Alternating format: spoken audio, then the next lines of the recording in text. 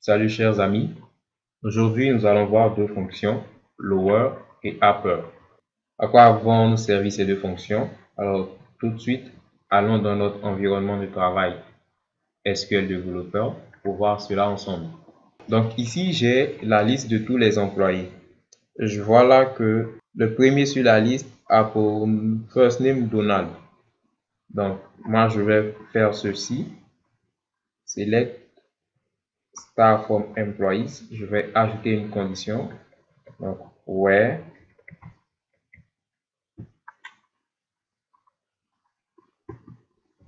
first name égale Donald.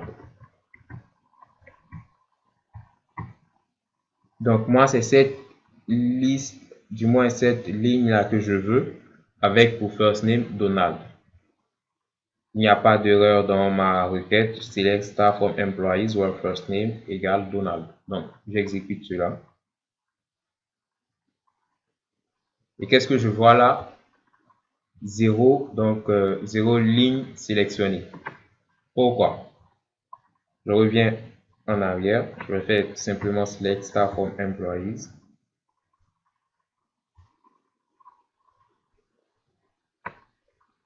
Et qu'est-ce que je constate? Je vois que effectivement ici, le Donald, il est écrit avec un D majuscule.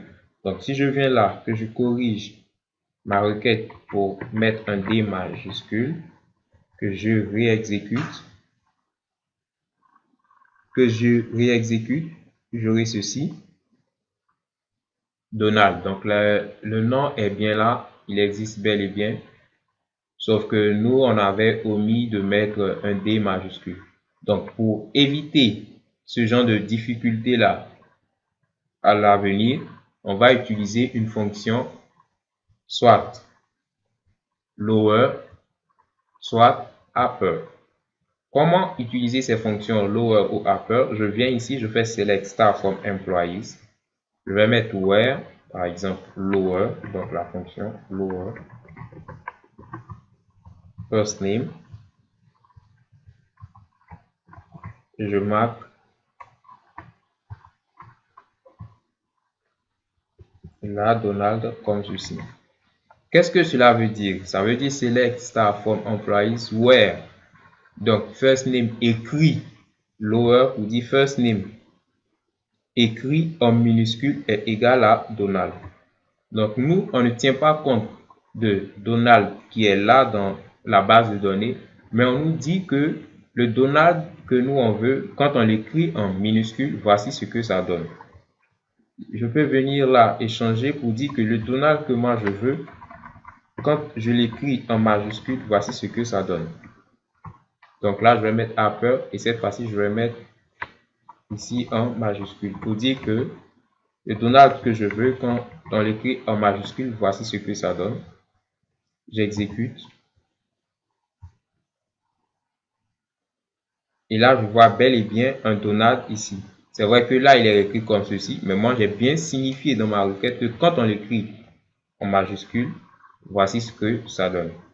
Je peux changer pour dire quand on l'écrit en minuscule, donc avec lower.